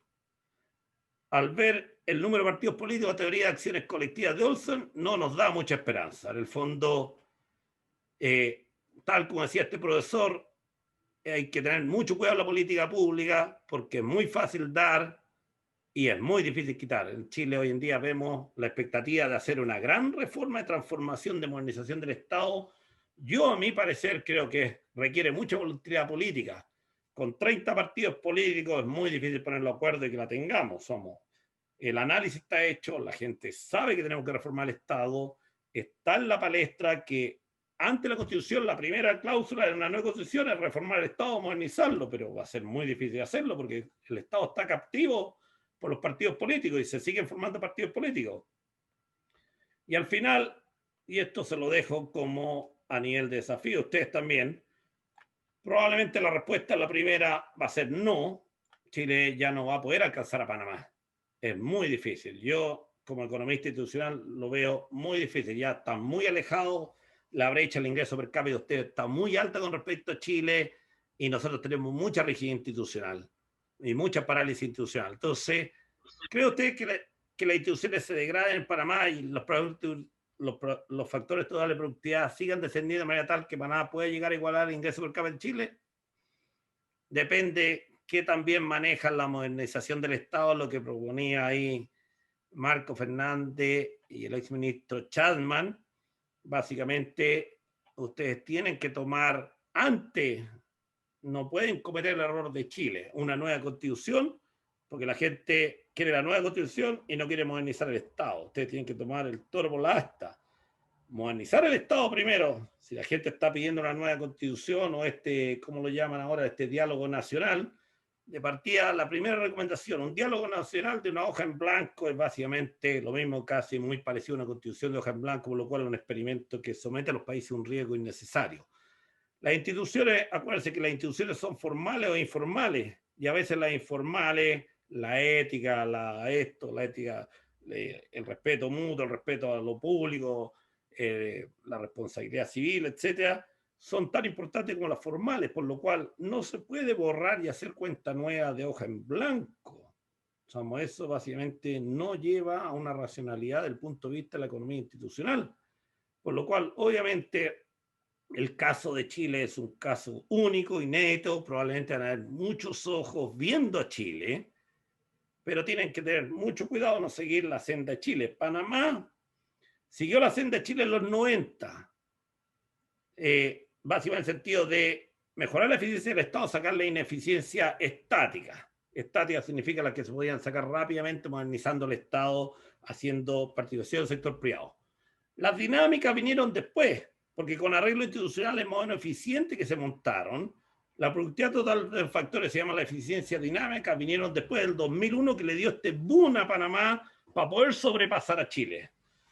No pueden dejar que ahora las instituciones caer en parálisis institucional se rigidicen. Tienen que venir a la segunda gran transformación institucional de Panamá. Es el desafío de Panamá.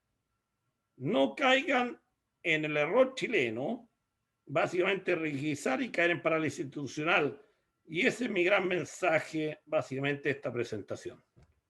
Eso sería todo, don Felipe. Excelente, Manuel. Muy buena. Muchas gracias. Fíjate que el primer comentario que tenemos, y te felicito por la muy buena presentación, y coincide uno de nuestros, de los oyentes, y te leo textualmente, dice, no es una pregunta, sino una sugerencia. Por favor, compartan esta presentación y el vídeo al presidente de la República, incluyendo las observaciones y opiniones del doctor Madrid Aris, para que veas el impacto que ha tenido tu presentación. De ahí sí te paso un par de preguntas. Una es, ¿puede la digitalización del Estado ayudar a simplificar y fortalecer la institucionalidad? Eso bajo los costos transaccionales.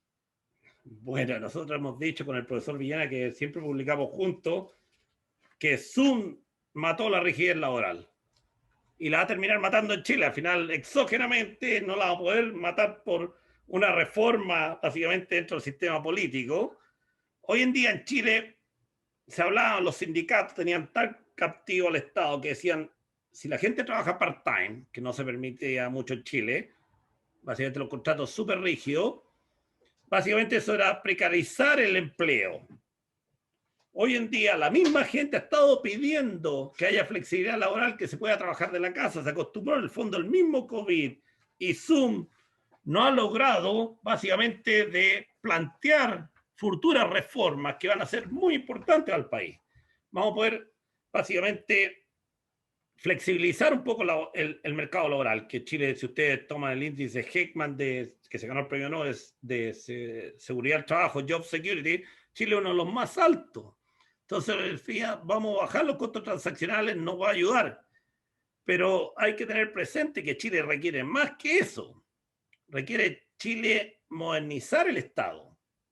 Modernizar, si tenemos mucha gente, imagínate el 13% de la fuerza laboral hoy día en las instituciones del Estado. Eso básicamente es muchísimo, es realmente esto. Yo mismo digo, no lo quise plantear en forma crítica ahí, pero yo mismo entrené al personal por muchos años. Yo ahora gané una consultoría con ANACEP, volví a la consultoría, me citó 8 colegas, ya estaba un poco retirado de estar viajando a nivel mundial, y llego a ACEP, ahora hace no mucho, y pregunto cuánta gente trabajaba, no voy a dar el número, pero equivalía, después que nosotros diseñamos el ente regulador de los servicios públicos, equivale a 7 veces el personal de cuando la dejamos instalada. Y yo le pregunté a varios, porque quedaban muchos alumnos, quedan unos 10 alumnos míos, porque yo constantemente nos proveía fondos, el VITO, había fondos gratuitos, yo iba constantemente a entrenar a la gente de la CLICAC en esos años, el ente regulador, y le digo, ¿quién le ha venido a hacer cursos? Y la gente no ha tenido cursos sobre economía de regulación, tarifa, el costo de la regulación, teoría de costos transaccionales, todo lo que enseñamos nosotros, que nos pasamos viajando a muchos países del mundo, no se ha entrenado a la gente, y eso es preocupante porque con una simple pregunta uno puede decir, oye, si del último profesor que vino ya hace 15, 17 años a hacerle los cursos que yo se lo hacía constantemente todos los años, creé toda una generación de chicos que hoy día hasta algunos han escrito papers criticando un poco a estas agencias que ya no están cumpliendo su rol. Es preocupante porque hay que estudiarla y hay que hacerse un análisis profundo, igual que se hizo en los años 90 cuando trabajamos la reforma del Estado ya. Bueno, te paso otro comentario. Esta coyuntura política y económica, supongo que se refiere a Chile, ¿no? No es nada menos que la liberalización abrupta de un sistema dictatorial y una malentendida oportunidad de incremento del populismo. No sé a qué se refiere, la verdad que no entiendo bien la pregunta. El problema es que la gente, el sistema político le plantea a la población una nueva constitución. ¿Por qué? Hay un libro famoso de Timothy Curran en Harvard Press que se llama Falsificación de preferencia, ¿ya? Y yo creo que parte de eso en Chile y en Latinoamérica ha empezado. La gente empezó a falsificar las preferencias al sistema político, ahora unos 15, 17 años en Chile, que poco menos que una nueva constitución le arregla los problemas a la gente. Y la gente, mucha gente, yo creo que se lo ha creído. Pero lo que realmente somos practicantes y teóricos de economía institucional sabemos que eso no arregla. Lo que arregla, básicamente, mejora institucionalidad es sacar lo que se llama la falla, güey, ¿no? Ese es un término más complejo de explicar ahora. Hay una presentación completa mía, como de 40 láminas en mi website, lo pueden bajar, que es básicamente modernizar lo que está mal regulado. ¿Ya? Hay varios sectores públicos que hacía 30 años, 20 años le estamos pagando la misma tasa de retorno. Si el riesgo país en Chile ha caído muchísimo, a menos la mitad, ¿por qué le pagábamos al sector eléctrico de distribución la misma tasa de retorno? Porque, bueno, te hacían lobby, etcétera, etcétera. Entonces, para mí, después de la Constitución vienen todas las leyes orgánicas. Entonces, en Chile vamos a cambiar la Constitución. Al cambiar la Constitución vamos a tener que cambiar las leyes orgánicas porque vamos a partir de cero. El problema está aquí, en hacer buenas leyes orgánicas, básicamente para los distintos sectores, y hacerlas simples. Pero va a costar mucho. porque mucha gente ya tiene muchos beneficios del Estado captado. Si la teoría, por algo, Buchanan y Chile se ganaron el premio Nobel. Básicamente la teoría de burocracia ha sido muy estudiada. Alguien que está en el sector público lo que quiere ganar es poder, influencia y presupuesto. Ya lo captaron. En Chile se crearon muchas agencias, muchos ministerios tienen captado ese presupuesto y ese poder. Y es muy difícil, la gente está ligada a los partidos políticos, por algo uno estudia economía política, y es muy difícil que entreguen esos beneficios, por lo cual reformar el Estado chileno va a ser complejo. Entonces, el modelo chileno falló en varias cosas, básicamente. En atacar la pobreza fue bueno, pero falló en muchas cosas, básicamente, en los precios. O, vamos, la regulación de competencia fue nefasta, fue muy mala. Muy mala. Los escándalos de colusión en Chile son monstruosos, entonces la gente está indignada, está molesta con muchas cosas, está molesta. Ellos creen que se sienten estafados por los empresarios y por el sistema político, por los dos, por ambos. Entonces ahora cuando eligen una convención constituyente es porque puros ciudadanos son electos para redactar la constitución, pero eso no es cierto, porque los constituyentes lo proponen los partidos políticos. Entonces obviamente se necesitan los partidos políticos. La solución no es fácil, es compleja. Cuando un Estado en forma simple se llena de grasa, es muy difícil sacar la grasa. Es lo mismo que una empresa. ¿Ah? ¿Por qué las grandes empresas a veces compran una chica y dejan morir la grande? Básicamente por eso mismo, porque le va a costar más sacar la grasa que partir de nuevo. Pero en un Estado no se puede hacer eso. Hay que tener voluntad política, hay que tener técnica, hay que tener decisión, y hay que tener consenso político. Cuando los partidos políticos siguen creciendo, es casi muy imposible el punto de teoría de coordinación, de expectativa y de acciones colectivas, hacerlo. En el caso de Panamá, si usted ve la transformación que se hace en los 90 en la institución, había cierto consenso, había oposición también, ¿ya? Pero el país lo requería, venía de otra situación distinta a la que están ahora, ¿ya? Entonces, básicamente, hoy en día el desafío es hacer leyes simples de bajos costos transaccionales para que el país pueda tomar la senda de productividad. Si nosotros estamos con productividad negativa, productividad de todos los factores y productividad laboral descendiente, el único sector que tenía productividad positiva en el año 2006, nosotros hicimos el estudio, estaban todos en 0 o 0,1, 0,2 y todas negativas, pero la minería es lo único que tenía. Hoy en día la minería en Chile, que es el motor de los recursos de las divisas, básicamente también tiene productividad negativa. Entonces, hoy en día el problema no es simple, el problema de Chile es muy complejo. Y es más complejo cuando el ambiente político está turbulento y más enredado, por lo cual, obviamente, ustedes tienen, en ese sentido, ustedes tienen menos partidos políticos, ustedes tienen 3 partidos grandes, importantes, por lo cual la coordinación de expectativas yo creo que en Panamá va a ser más simple que en Chile. No es lo mismo coordinar a 3 personas que a 30 partidos políticos. Sí, sí.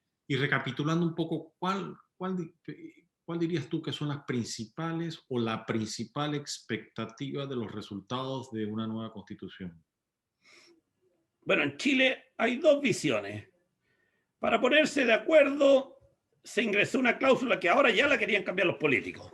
Cuando el sistema político, que ya Chile estaba en llamas, yo sé si ustedes vieron que se quemaron más de la mitad de las estaciones del metro, sí. Esto era una locura, en Chile olvídese lo que era. Cuando el sistema político dice, ya, para parar Chile se está quemando en llamas, nueva constitución.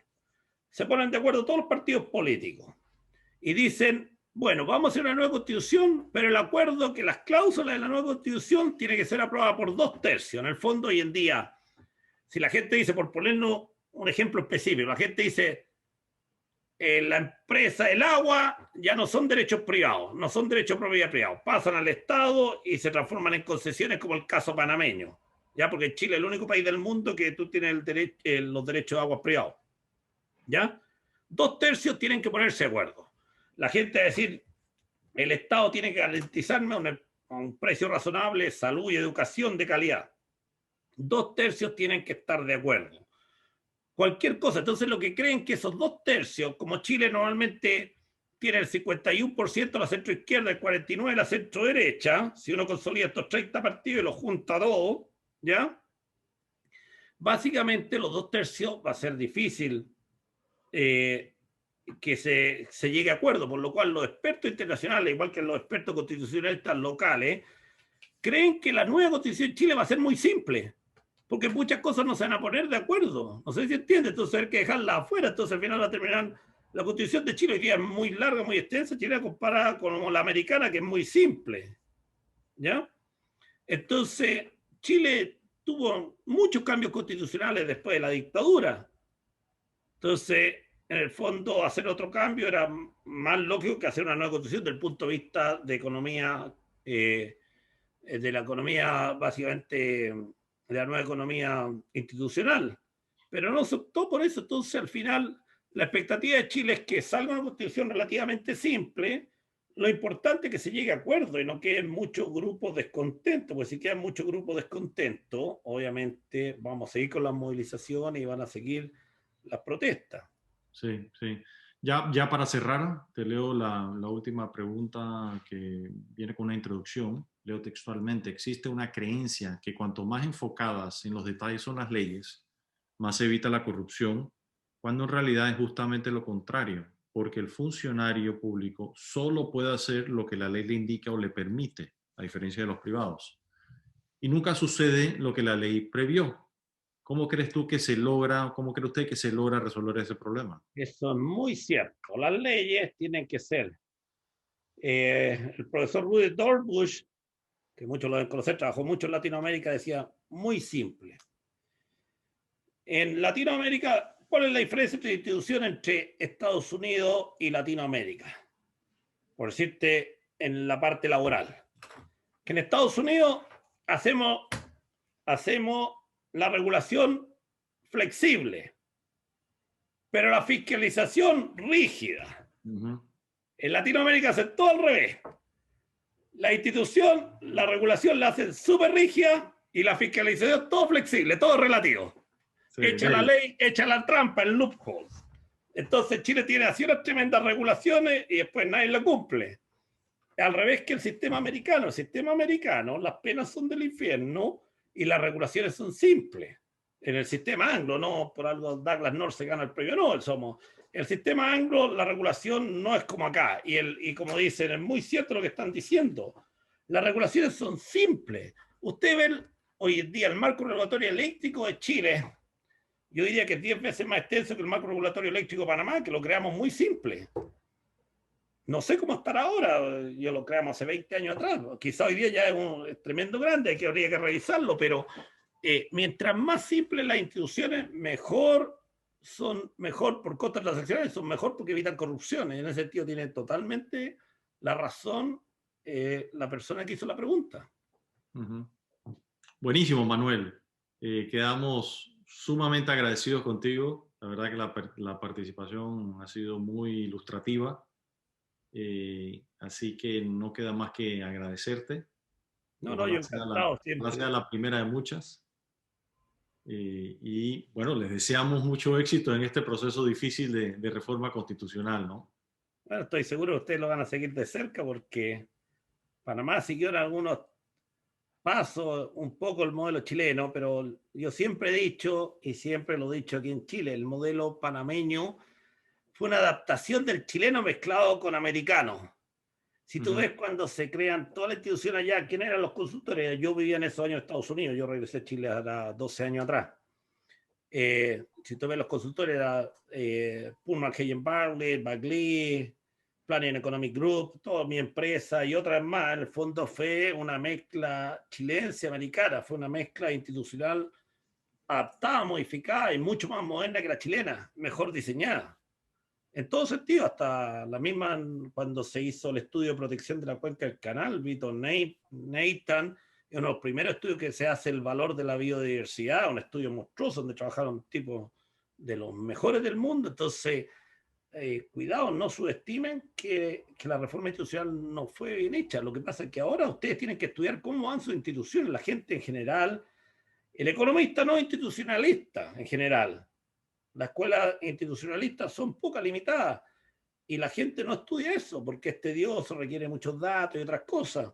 Pero ustedes tienen que volver a estudiar la calidad de instituciones, cómo van y hacia dónde van.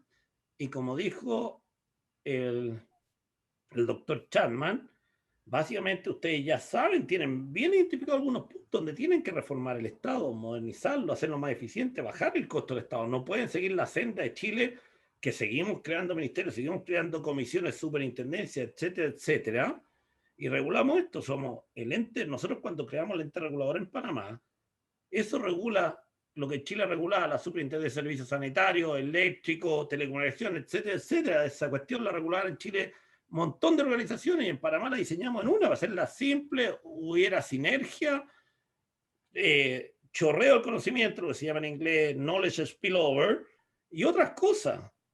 Así que ustedes partieron con mejores instituciones en algunos sectores de regulación que en Chile. El problema es que yo creo que ahora, si ustedes ven el descenso del crecimiento potencial de Panamá, está siguiendo el tramo. La era dorada de Panamá es un poco más larga que la de Chile, como 4 o 5 años más, que yo lo marco ahí en la primera PPT. Pero igual van en una línea de descenso y tienen que estudiar. Acuérdense que el 50%, todos los estudios de teoría endógena, que el 50% de la productividad total de los factores se le puede asignar, y en algunos países hasta un 60%, a la calidad de las instituciones, por lo cual, obviamente, investigación y desarrollo tiene que ver mucho, educación tiene que ver mucho, pero si uno suma todo lo otro, pesa menos que la calidad de las instituciones para poder tener productividad total de los factores positiva. Y el país sin productividad de todos los factores no alcanza nunca el desarrollo, no van a alcanzar a los países desarrollados. Y ese es un punto muy, muy importante. Marco, no sé si quieres comentar algo para el cierre. No, pues simplemente que esta es, a ver si está presente. No, este es el enfoque institucional, es de hecho lo que a veces se nos olvida cuando hacemos los análisis, ¿no? Es decir, claro, los mercados funcionan con instituciones y las decisiones se hacen por instituciones con información imperfecta y con una captura enorme por parte de los grupos de interés.